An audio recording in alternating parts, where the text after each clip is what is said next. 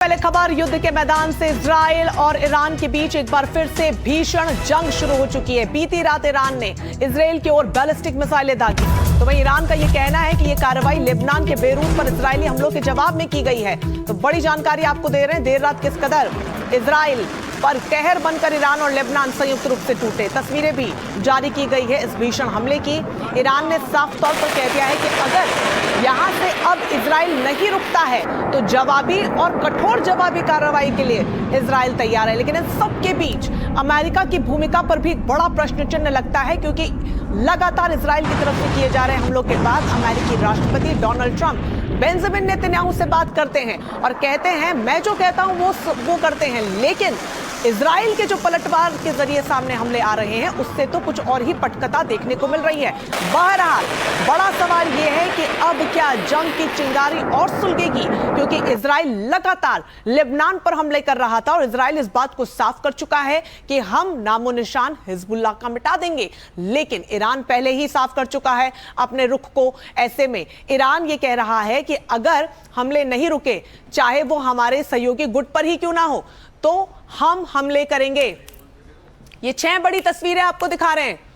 Israel पर Iran के attack की तस्वीरें आपको दिखा रहे हैं। मिसाइल ड्रोन से भीषण हमला किया गया है, तो वहीं लेबनान पर हमले का बदला लिया गया है। इजराइल साफ तौर पर यह कह रहा है कि यहां की जो मासूम जनता है उनको अटैक कर रहा है इजराइल। जबरदस्ती रिहायशी इलाकों पर हमले किए जा रहे हैं और हिजबुल्लाह के आड़ में पूरे इलाके में विध्वंस मचा रहा है इजराइल, और इसीलिए हमने ये जवाबी कार्रवाई की है। इस पूरी खबर पर ज्यादा जानकारी के साथ राजीव रंजन हमारे साथ जुड़ गए, हमारे डिफेंस एक्सपर्ट। राजीव, जंग की चिंगारी और सुलग रही है, महायुद्ध का चैप्टर 2 इसे समझा जाए, क्योंकि इजराइल तो हमले कर रहा था अब तक ये सोचकर कि सिर्फ लेबनान ही है, लेकिन ईरान जो अब तक चुप बैठा था वो भी अब खुलकर सामने आ रहा है।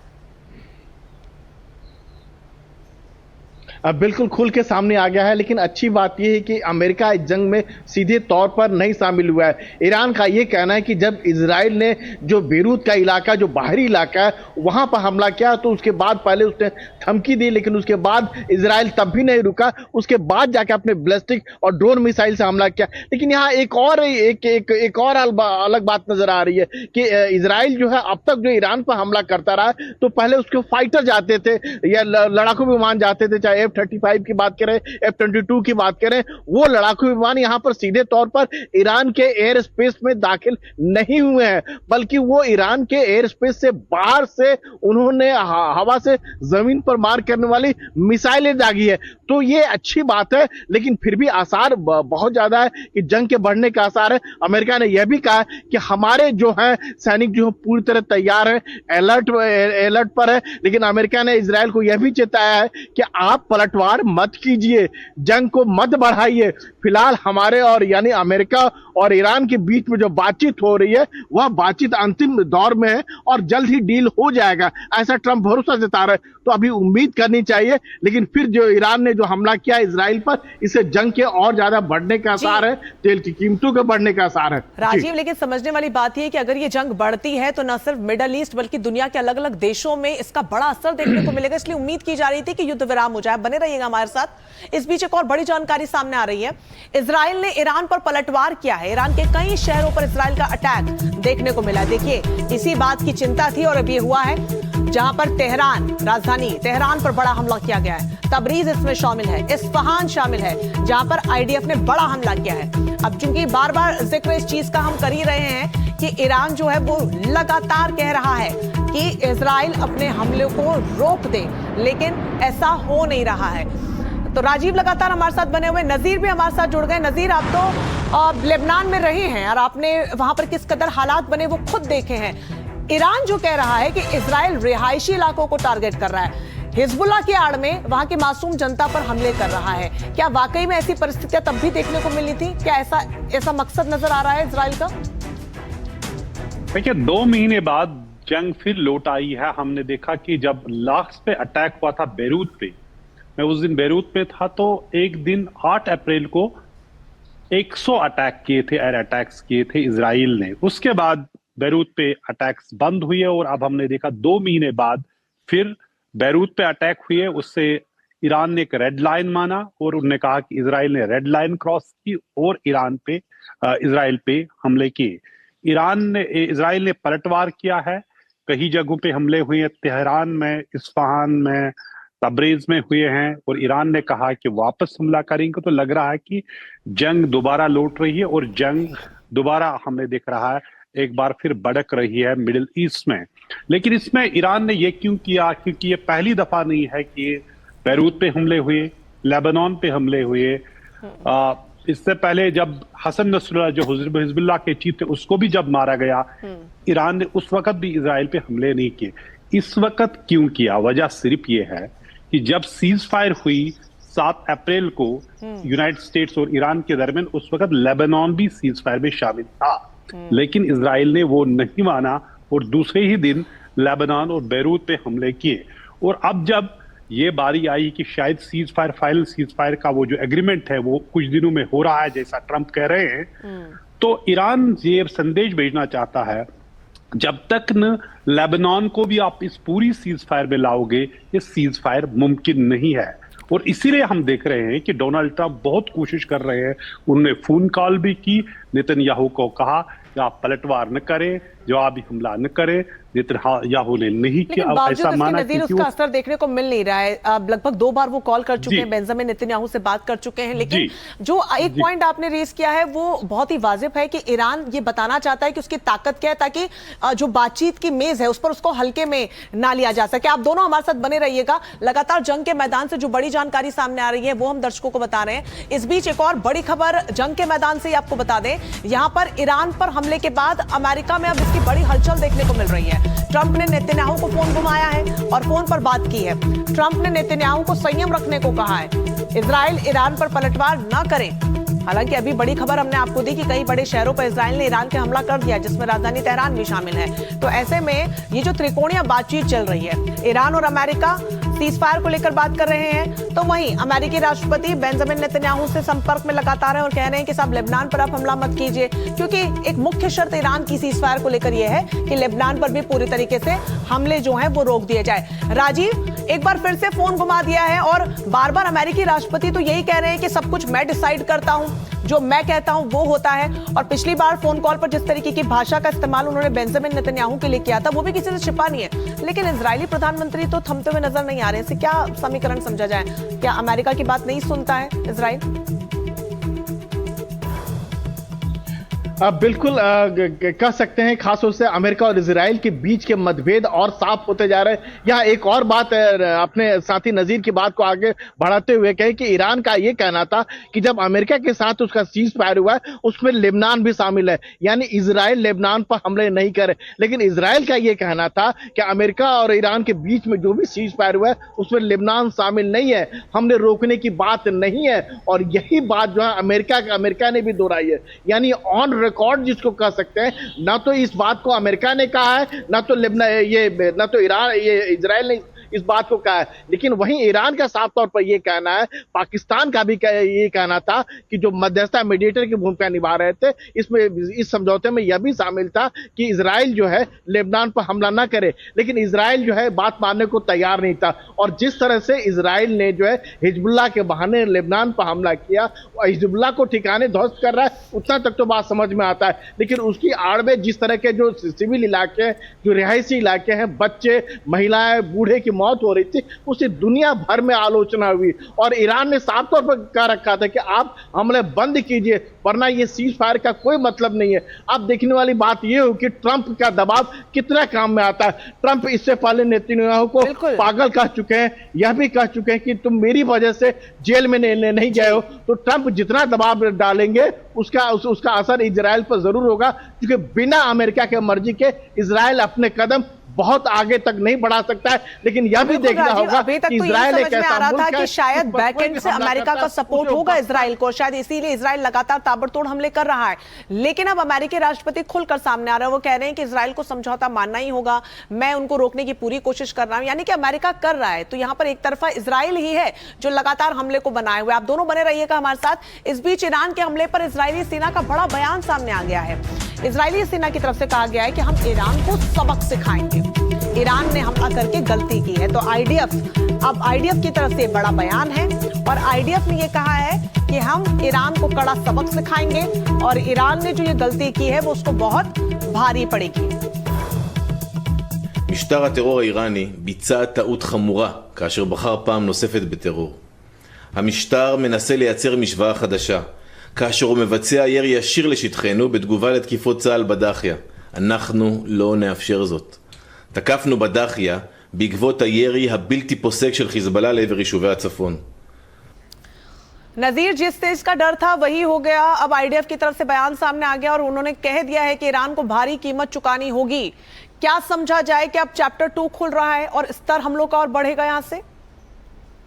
देखिए, ईरान क्यों ये कर रहा है, उसके पास एक कार्ड है, हरमूज का कार्ड है। उसको ये भी मालूम है कि अमेरिकन प्रेसिडेंट डोनाल्ड ट्रंप के पास वक्त नहीं है, मिड टर्म आ रहे हैं और जो पॉलिटिकल और इकोनॉमिक कॉस्ट है अमेरिका के लिए, इम्पैक्ट है, वो काफी ही ज्यादा है डोनाल्ड ट्रंप के लिए और अमेरिका के लिए।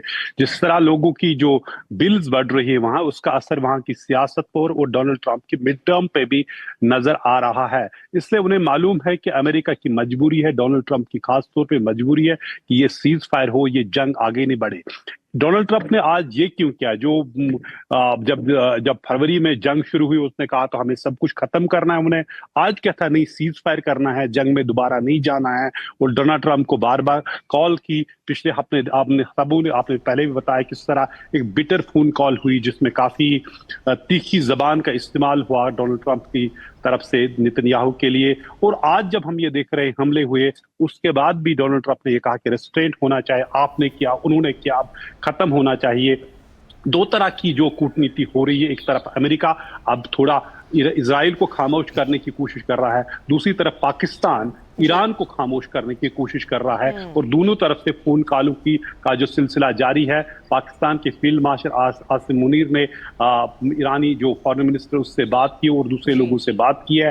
पाकिस्तान के इंटीरियर मिनिस्टर मोहसिन रजा वो वहीं पे है, तेहरान में ही। कल ही वो ईरान के जो स्पिरिचुअल लीडर और सुप्रीम लीडर है मुज्तबा खामनाई, उसके लिए पैगाम लेके आए हैं। तो कुल मिला के एक तरफ जंग, दूसरी तरफ से जो डिप्लोमेटिक एफर्ट वो तेज हो चुके हैं और जो पूरी जो मिडिल ईस्ट के देश है उसमें इन्वॉल्व है। उन्हें मालूम है अगर ये जंग बढ़ेगा वो भी सलामत नहीं है। उन्हें वहां जो अमेरिकन बेस है जो पहले ही कोशिशें नजीर की जा रही कि किसी तरीके से पूर्ण युद्ध विराम यहां पर लग जाए राजीव, लेकिन इजराइल जब ये धमकी देता है तो उससे तस्वीर कुछ और ही निकलकर सामने आती है। इजराइल कह रहा है कि अब और भी ज्यादा बड़ा सबक हम ईरान को सिखाएंगे। किस तरीके के हमले प्लान किए जा सकते हैं यहाँ पर आईडीएफ की तरफ से? हालांकि मिसाइल और ड्रोन का तो लगातार इस्तेमाल वो कर रहे हैं। देखिए, दोनों तरफ से इस तरह के दावे किए जा रहे हैं। ईरान का साफ तौर पर यह कहना है कि इजराइल पर जो शुरुआती जो हमला किया है वो बस ट्रेलर है, असली फिल्म बाकी है। इस तरह के संकेत आईआरजीसी की तरफ से दिया जा रहा है। वहीं इजराइल की ओर से कहा जा रहा है कि हमले और तीखे होंगे। आपको बीच में रोकना चाहूंगी, आपके पास लौटेंगे। इस बीच एक बड़ी जानकारी सामने आ रही है अमेरिकी मीडिया एक्सोइस के हवाले से। ये बड़ा अपडेट, इजराइल को यूएस ने हमले की इजाजत नहीं दी है। लगातार इस बात को लेकर सवाल खड़े हो रहे थे, क्या अमेरिका पहले से जानता था कि इजराइल इस तरीके से घातक होगा? तो अब ये तस्वीर साफ हो गई है, जहां पर अमेरिकी मीडिया एक्सोइस के हवाले से ये बड़ी जानकारी कि इजराइल को यूएस ने हमले की कोई इजाजत नहीं दी। बिना यूएस को बताए आईडीएफ ने बेरूत पर हमला किया है, यानी लूप में इस बार अमेरिका को भी नहीं रखा गया। ये बड़ा अपडेट सामने आ रहा है। राजीव, सवाल लगातार यही बरकरार है जिसको लेकर हम कर रहे थे, क्योंकि ऑपरेशन एपिक फ्यूरी तो संयुक्त रूप से दोनों देशों ने साथ किया था, लेकिन अब राहें अलग होती हुई नजर आ रही है और अमेरिका ने तस्वीर को साफ कर दिया और कहा है कि इजराइल लूप में नहीं रख रहा है और इजराइल अपनी मर्जी से कर रहा है जो भी कर रहा है।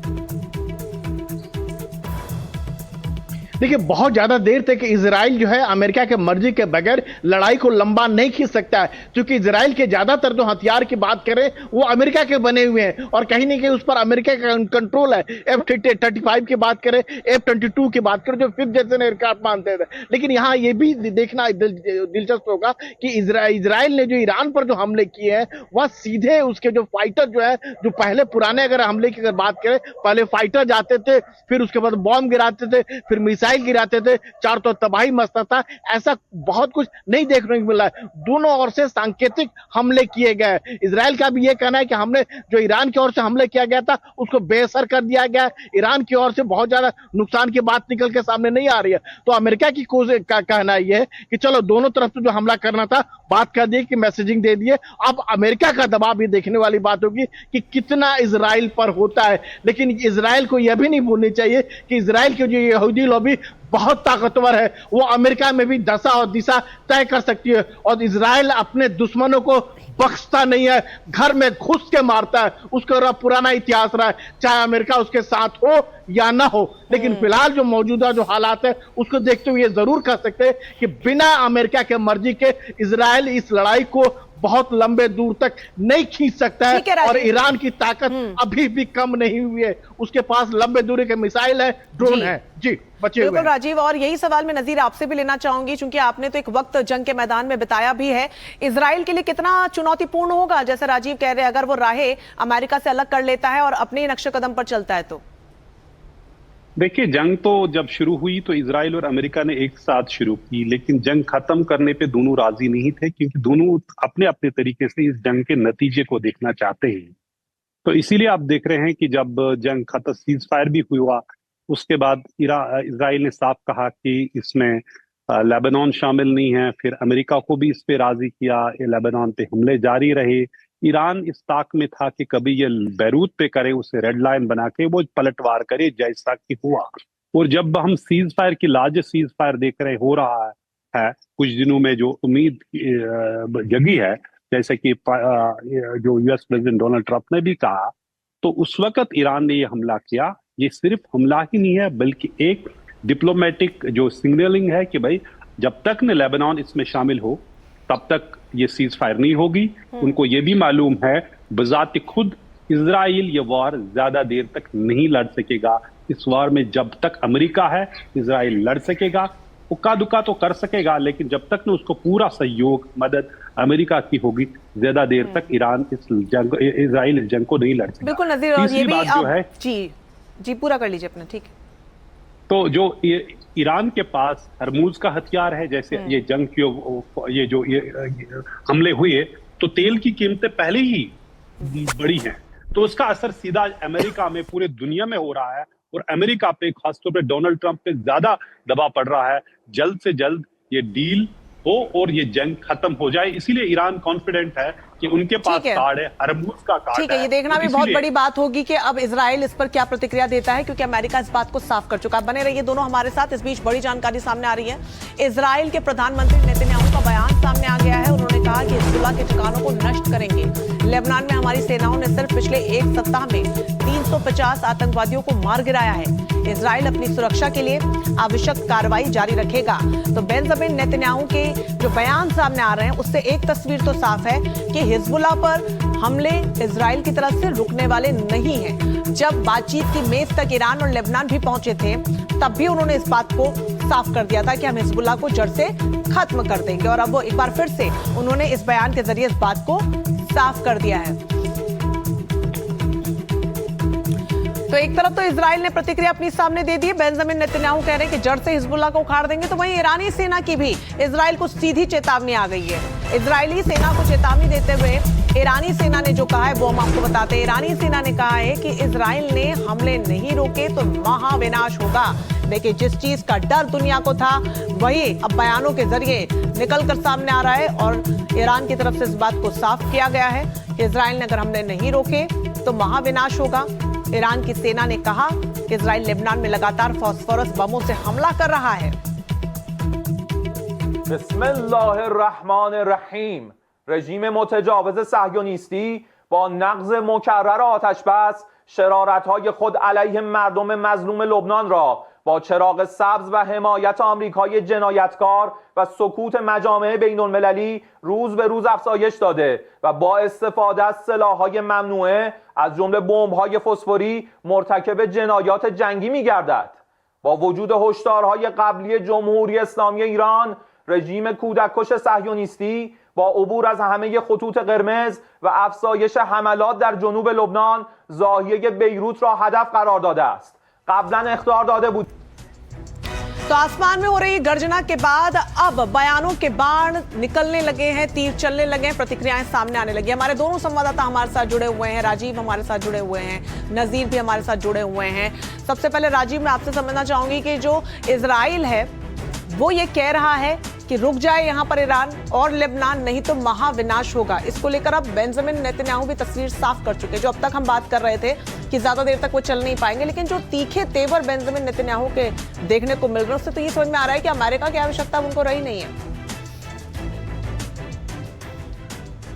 बिल्कुल कह सकते हैं। और सबसे बड़ी बात है कि इजराइल का पिछला इतिहास कि हम बार बार ये कह रहे हैं कि इजराइल अपने दुश्मनों को नहीं बख्शता है, और इजराइल पहले ही साफ कर चुका है कि जहां कहीं भी उसे खतरे दिखेंगे, जहां कहीं भी उसके मुल्क का नुकसान होता हुआ दिखेगा, जहां कहीं भी यहूदी लोगों पर हमला के आसार दिखेंगे, उसको वो छोड़ेगा नहीं। और जो अमेरिका और ईरान के बीच में जो सीज फायर हुआ था उसमें भी इजराइल खुश नहीं था। खासतौर से इजराइल ये चाह रहा था कि ईरान के पास जो परमाणु हथियार नहीं हो, ये भी चाह रहा था, और साथ में यह भी चाह रहा था कि जो लंबी दूरी की बैलिस्टिक मिसाइल है उसका भी उत्पादन ईरान ना करे। ईरान इसके लिए तैयार नहीं हुआ। इजराइल का यह भी कहना है कि हिजबुल्लाह जो उसका प्रॉक्सी संगठन है, ईरान जिसके लगातार मदद करता रहता है, वह लगातार इजरायली लोगों पर हमले कर रहा है। खासतौर से जो उत्तरी इजराइल के इलाका है वहां हमले कर रहा है, रॉकेट से हमला कर रहा है। FPV यानी फर्स्ट पी जो एक सुसाइडल जिसको ड्रोन जिसको कह सकते हैं उसके जरिए हमला कर रहा है। तो हिजबुल्लाह का जब तक पूरी तरह से खत्म नहीं कर देगा उसके हथियार राजीव, और ये समझना होगा इजराइल को, नहीं तो ये जंग और भी ज्यादा घातक रूप इख्तियार कर लेगी। आप बने रहिएगा, स्पीच एक और बड़ी जानकारी दर्शकों को दे दें। अमेरिका को भी अब ईरान ने चेतावनी दी है। देखिए, पहले इजराइल और अब अमेरिका को चेतावनी देते हुए ईरान ने कहा है कि सभी अमेरिकी बेस हमारे निशाने पर हैं। अमेरिका लेबनान पर हमले को जल्द से जल्द रुकवाए, हमले नहीं रुके तो यूएस बेस पर अटैक होगा। तो अभी तक दबाव वाली राजनीति जिसका इस्तेमाल अमेरिका करता आ रहा था, अब वो ईरान की तरफ से देखने को मिल रही है, जहां पर बड़ा दबाव अब अमेरिका पर है कि वो जैसे भी मनाए लेकिन इजराइल को मनाए और हमलों को रुकवाए। नहीं तो सीधे तौर पर कह चुका है ईरान कि न सिर्फ इजराइल पर हमले होंगे, वो तो हम कर ही रहे हैं, लेकिन अमेरिकी बेस एक बार फिर से हमारे निशाने पर आ जाएंगे और हमले नहीं रुके तो यूएस बेस को हम अटैक करेंगे। तो अब यहां से अमेरिका की जो रूपरेखा होती है, आगे क्या कुछ कदम अमेरिका उठाता है, वो इस वक्त सबसे महत्वपूर्ण होंगे।